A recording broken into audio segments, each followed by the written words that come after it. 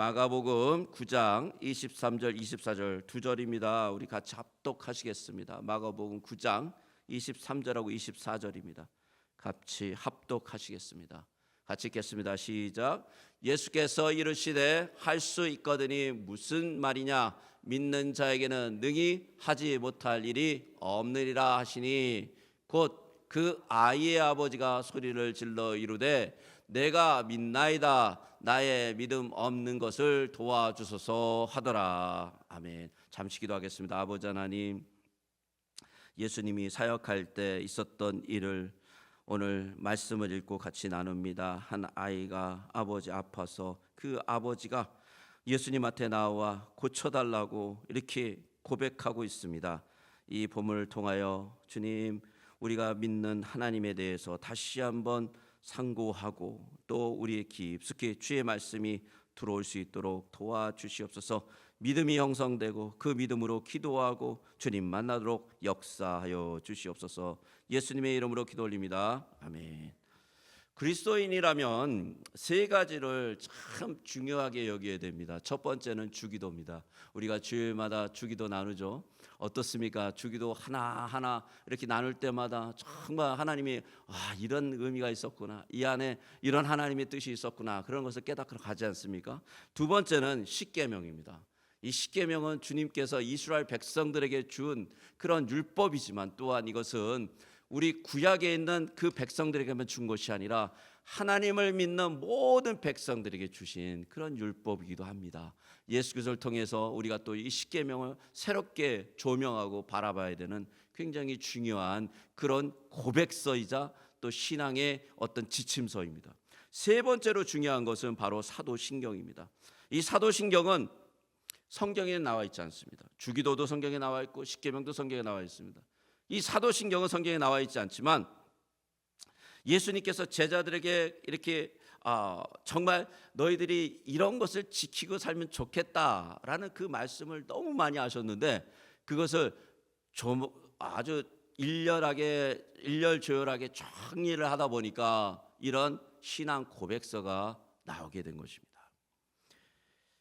우리 이 주기도문도 그렇고 십계명도 그렇고 이 하나님이 직접 주신 거죠. 하나는 하나님께서, 전능하신 하나님께서 모세를 통해서 주셨고, 주기도는 예수님께서, 성자 예수님께서 직접 주셨습니다.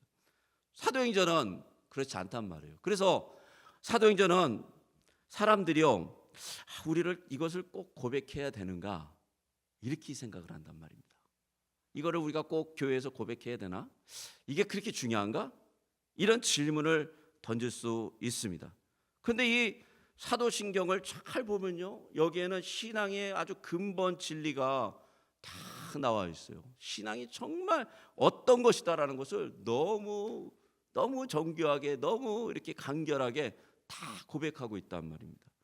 이 사도신경은 세 가지로 되어 있죠. 나는 하나님을 믿습니다, 이렇게 믿습니다라는 그 고백이 있죠. 첫 번째. 두 번째는 뭡니까? 나는 예수 그리스도를 이렇게 믿습니다라는 고백이 있습니다. 세 번째는 나는 성령님을 이렇게 믿습니다라는 고백으로, 세 가지 고백으로 딱 이루어져 있단 말이에요. 삼일체 하나님에 대한 고백이라는 말이죠. 즉 하나님에 대한 진정한 고백이 그 안에 숨겨져 있습니다. 자, 이것을 잘 정리한 게 바로 우리가 매일 수요일 밤에 보는 하이델베르그 캐테키즘이죠. 우리 하이델베르그 캐테키즘을 제가 질문을 읽겠습니다. 그러면 여러분이 답을 같이 읽는 것입니다. 제가 질문을 먼저 읽습니다. 24 질문입니다. 이러한 신앙 고백은 어떻게 나누어집니까? 답 같이 읽겠습니다. 시작. 세 부분으로 구분됩니다. 성부 하나님과 우리의 창조, 성자 하나님과 우리의 구원, 그리고 성령 하나님과 우리의 성화, 그것입니다. 이렇게 세 가지로 딱 구분되어 있대요. 자, 25번을 제가 읽습니다. 하나님은 오직 한 분이라면서 왜 세 분, 즉 성부, 성자, 성령을 말합니까? 우리 답을 같이 읽겠습니다. 시작. 하나님께서는 말씀으로 자신을 그렇게 계시하셨기 때문입니다. 이 삼위가 곧 유일하고 참되고 영원한 하나님이십니다. 아멘. 삼위 하나님을 가장 정확하게 고백한 것이 바로 이 사도신경이라는 것입니다. 그래서 우리가 정말 이 신앙생활을 잘하고 싶다면 이 사도신경을 제대로 고백하고 그 고백대로 살아야 된다라는 것이에요. 제가 왜 이것을 이렇게 강조하냐면 우리는 믿는 대로 살아가기 때문입니다. 믿는 대로. 한번 생각해 보십시오. 우리 주변에 우리가 믿지 못한다면 우리 못 살아요. 음식 어떻습니까? 우리가 만약에 그 음식을 믿지 못한다면 먹을 수 있겠습니까? 못 먹습니다.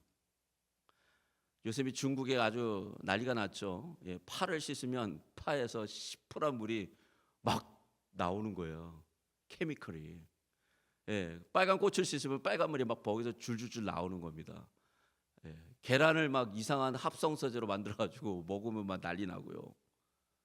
음식을 못 믿어요 요새 중국에서는요.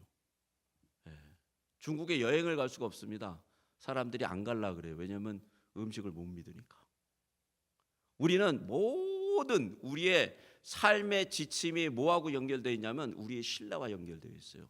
우리가 신뢰하고 믿는 대로 살아간다는 거예요. 심지어는 우리의 말, 행동, 우리의 가치관이 이 믿음과 연결되어 있습니다. 이 믿음을 통해서 우리가 말하게 되고 우리가 이 믿음을 통해서 행동하게 돼요.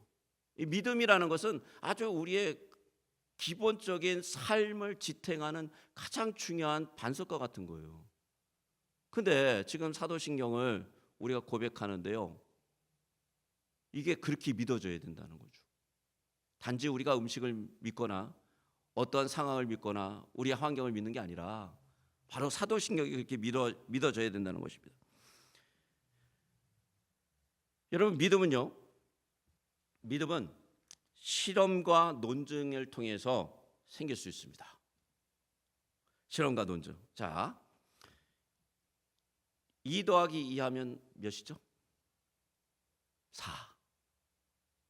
이거를 부정하는 사람이 있습니까? 없잖아요. 그죠? 나무 2개 또 다른 나무 2개를 나란히 두면 4개가 된다니까요. 하나, 둘, 셋, 넷 하면 4개가 되잖아요. 여러분 이것처럼 화학적으로는 산소와 수소를 합치면은 물이 돼요. 산소와 수소를 이렇게 확 합치면 H2O 그래가지고 화학적으로 물이 되는 거예요. 그게 우리가 마시는 물이에요.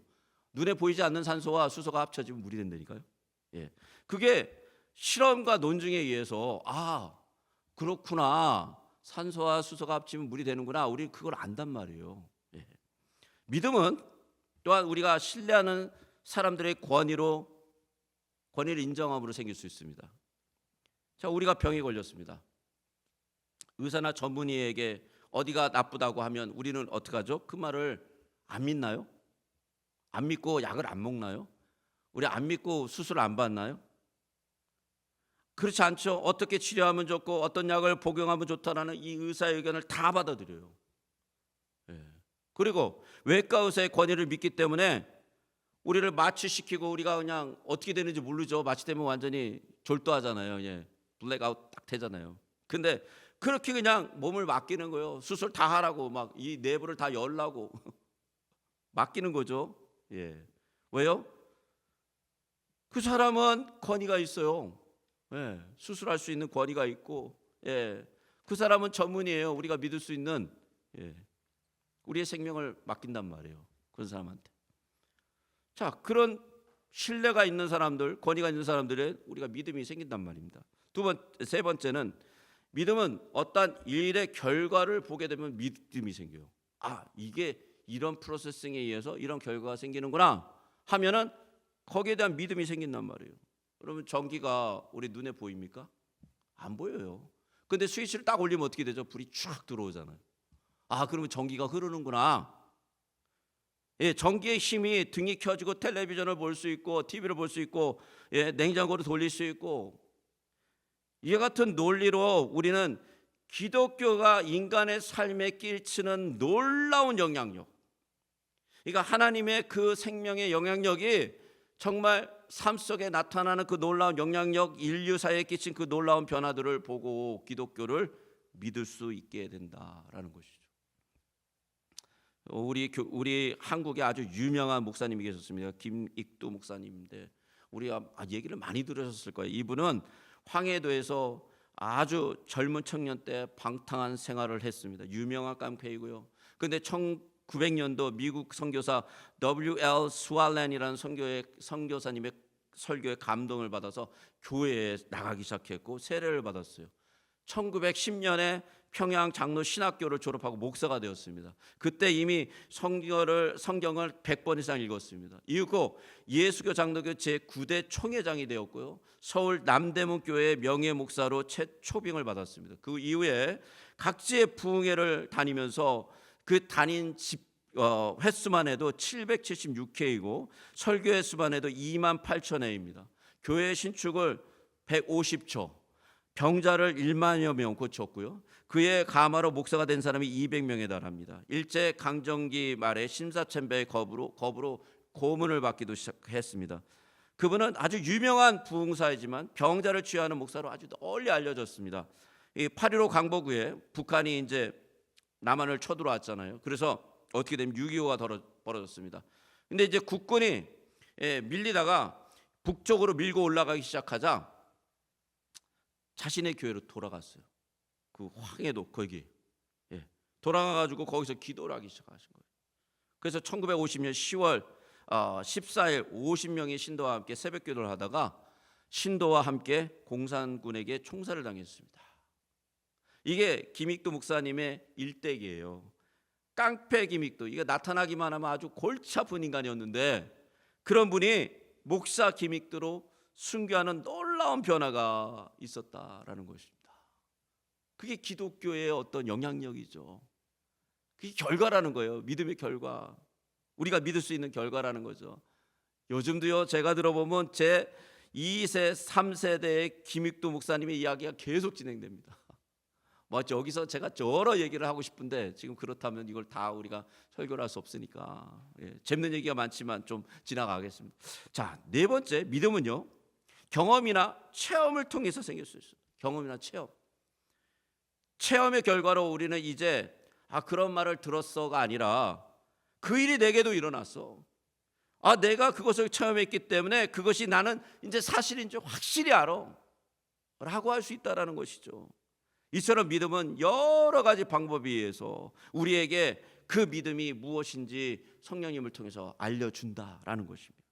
자, 그러면 오늘 우리가 내가 믿나이다, I do believe 라는 이 내용을 가지고 좀 살펴보려고 합니다.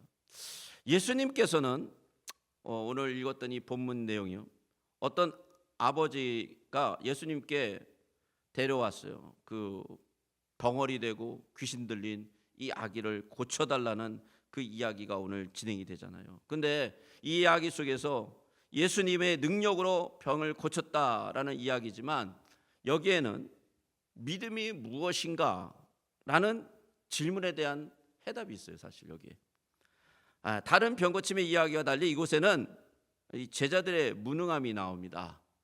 예수님이 변화산에 올라가신 후에 이 귀신 들린 아이를 고치기 이전에 벌써 이 아버지가 예수님의 제자들에게 자신의 아들을 고쳐달라고 부탁을 했어요.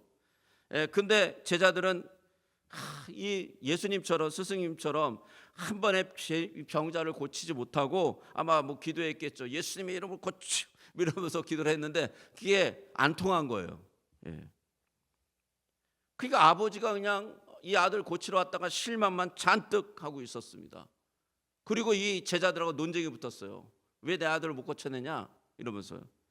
이 말을 들은 예수님이 이제 내려와서 이 상황을 보니까 황당한 일이죠. 제자들이 병은 못 고치고 지금 찔찔 매고 있고.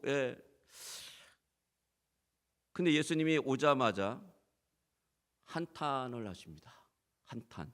우리 19절 같이 한번 읽어보겠습니다. 시작. 대답하여 이르시되 믿음이 없는 세대여, 내가 얼마나 너희와 함께 있으며 얼마나 너희에게 참으리요. 그를 내게로 데려오라.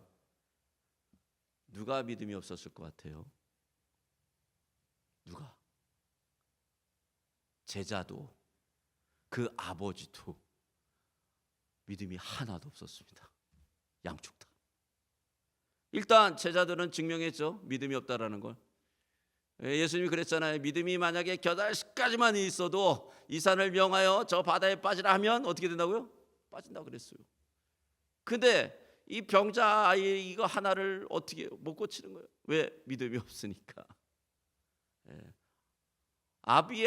그 아들의 아버지도 믿음이 없다는 걸 이제 조금 있으면 드러납니다. 예수님께서 제자들이 병을 못 고치는 그 무능함을 보고 믿음이 없다라는 말을 하셨습니다. 오늘 이야기는 병자를 데려온 아버지와의 만남을 굉장히 중요하게 그려내고 있습니다. 여러분, 자식을 낳아본 모든 사람들은 다 알겠지만요, 차라리 내가 아팠으면 좋겠다는 생각을 합니다. 자식이 아프면 막 가슴이 그냥 미어지죠. 어떻게 하든지 이걸 고쳐내려고 그러죠. 얘가 안 아프고 내가 아팠으면 왜 낫겠다는 생각을 하게 되죠. 이 아버지는 지푸라기라도 잡고 싶은 심정으로 그렇게 왔다라는 거예요. 아들이 너무 힘들어하니까 도움을 청하긴 했지만, 참 이 아버지는 예수님이라는 이 사람을, 자기 아들을 완전히 낫게 해줄 거라는 그런 온전한 기대는 하지 않고 온 것 같아요. 그냥 예수님이 여러 사람의 병을 고쳤다라는 이야기를 들었어요. 그리고 여러 사람의 귀신을 쫓아냈다라는 그런 이야기를 들었습니다. 소문만 듣고 혹시나 하는 기대로, 그냥 기대로 온 거예요. 그 기대로 예수님을 찾아왔던 것이죠. 아이가 어렸을 때부터 발작을 했다 그래요. 그러니까 굉장히 오래된 병이에요. 굉장히 오래된 그런 아픔이에요. 예수라는 사람의 이야기를 듣고 소문만 들었을 뿐 사실 완전히 믿진 않았어요. 그러기에 그는 이렇게 얘기를 합니다. 22절을 한번 읽어볼까요? 같이 읽겠습니다. 시작. 귀신이 그를 죽이려고 불과 물에 자주 던졌나이다. 그러나 무엇을 하실 수 있거든 우리를 불쌍히 여기사 도와주옵소서. 예수님께 당신이 무언가 할 수 있다면 도와주시옵소서. 이게 믿음이 있는 소리일까요? 믿음이 없는 소리입니다. 이거. 믿음이 있으면 어떻게 되죠? 주 예수여, 당신께서 하실 수 있습니다 라는 고백을 하죠. 근데 무엇을 할 수 있거든? 예수님이 무엇을 할 수 있거나 하지 못하거나 그런 분이 아니잖아요. 이 말을 듣고 있던 예수님은요, 이 아버지에게 이런 말씀을 하십니다. 할 수 있거든이 무슨 말이냐? 믿는 자에게는 능히 하지 못할 일이 없느니라 라는 얘기를 해줍니다. 그래, 이 얘기를 탁 들으니까 이 아버지가요, 뭔가 깨달음이 있어요. 마음에 믿음이 뭔가 느낌이 확 왔어요. 그래가지고 뭐라 그러냐면, 주님의 말씀을 듣고 이렇게 절규합니다. 내가 믿어야 한다면 좋습니다. 내가 믿겠습니다. 믿고 싶습니다. 나의 믿음 없는 것을 좀 도와주시옵소서. 여러분, 이 모습이 무슨 모습인 것 같습니까? 이게 믿음이 처음 생기는 모습이에요. 사실은 이게. 여러분, 믿음은요, 나로부터 나오지 않아요. 그게 잘못된 생각입니다. 내가 믿음을 갖고 있다고요? 아니요. 제자들도 없었어요. 예수님 그렇게 쫓아다니면서 병자 막 고치는 거 보고 난리가 났는데도 믿음이 없었다니까요. 못 고쳤잖아요. 믿음이 나로부터 나온다고요? 아니라는 것이에요. 내 암으로부터 나오는 게 아니에요. 믿음은 오직 예수님을 만나 예수님을 바라볼 때 시작되는 것입니다. 예수님을 바라볼 때요. 예수님 앞에 나아가서 자신의 믿음 없음을 고백할 때라는 것이죠. 자신에게서 자신의 모든 것을 주님 앞에 내려놨을 때, 그때 주님께서 주시는 것이 믿음이라는 것이죠. 하늘의 믿음이라는 것이에요. 근데 우리는 맨날 착각해요. 내가 믿음이 있어서 뭘 하면 된다고, 내가 믿음이 있어서 기도하면 된다고. 아니라니까요. 처음 나와서 우리 뭐 해야 됩니까? 주님을 바라봐야 되는 거예요. 그게 믿음이라는 것이죠. 주님 바라보고, 주님 내가 할 수 없습니다. 주님 내가 감당할 수 없어 나왔습니다. 그게 바로 된 믿음이라는 것이죠. 우리 믿음을 잘못 생각하고 있다는 것이죠. 그렇게 나의 무력함과 믿음 없음을 고백하게 되면 그때 하나님께서 우리 안에 역사하시는 거예요. 그때 우리를 만나러 오시는 거예요. 만나주시고 위로하시고 힘을 주시고 용기를 주시며 새롭게 하시며 권능을 부어주시는 것입니다. 우리는 우리의 믿음을 위해 예수님께 구해야 돼요. 그래서 예수님께 구해야 돼요. 예수님, 우리의 믿음이 없음을 고백합니다. 주님, 주님만이 나의 도움이십니다. 주님 도와주시옵소서. 우리 안에 정말 뜨거움을 주시고요, 우리 안에 새로움을 주시고요, 주님 우리 안에 하나님의 나라를 바라볼 수 있는 믿음의 눈을 주시옵소서 하고 고백해야 된다는 거죠. 그래야 믿음이 생긴다는 거예요. 히브리서 11장 6절 같이 한번 읽어볼까요? 같이 읽겠습니다. 시작. 믿음이 없이는 하나님을 기쁘시게 하지 못하나니 하나님께 나아가는 자는 반드시 그가 계신 것과 또한 그가 자기를 찾는 자에게 상 주심을 이심을 믿어야 할지니라. 그러므로 우리는요, 주여 믿습니다. 주님, 주님께서 오늘 이 저녁에 우리에게 역사하심을 믿습니다. 주님 역사해 주시옵소서. 나의 부족함을 감추시고 나의 연약함을 씻어주시고 주님의 보혈로 우리를 씻어주시며 우리가 찬양한 것처럼요, 우리가 기도한 것처럼 주님 강한 마음을 형성하여 주시옵소서. 이런 소원을 가지고 주님 앞에 나아가 기도해야 된다는 것입니다. 근데 이 기도의 핵심이 뭐냐? 사도신경이에요. 사도신경이 어떤 내용입니까? 전능하신 하나님을 믿는다라는 거예요. 그 다음에 그 두 번째 믿음의 고백이 뭡니까? 동정녀 마리아에게 낳으시고 본디도 빌라도에게 고난을 받아서 십자가에 못 박혀 죽으신 죽은 자 가운데 사흘 만에 살아나시 하늘에 오르사 하늘에 우편에 앉으시다 장차 산자와 죽은 자를 심판하러 오시는 하나님의 아들을 예수 그리스도에 대한 믿음이에요. 그 믿음이에요. 다른 게 아니죠. 그리고 나서 우리 안에 정말 성령님께서 역사하셔서 우리의 영혼을 마음껏 주님 앞에 데려가 주시고 우리 영혼을 열어주시는 성령님이죠. 성령님. 그 성령님과 교제하며 기도하는 것입니다. 그렇게 되면 우리 영혼이 활짝 열린다는 거죠. 활짝 열린다는. 여러분 3세기 초에 이게 사도신경은요, 사실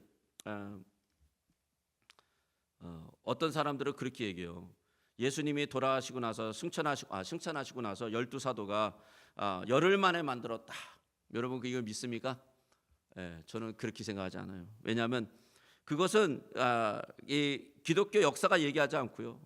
일단 그렇게 되질 않아요. 이거는 한 3세기 동안 계속해서 믿음이 무엇인가 연구하고 하나님에 대한 갈급함으로 공부하다가 나온 아주 기가 막힌 고백이에요. 3세기 300년이 흘러서 거의 300년이 흘렀어요.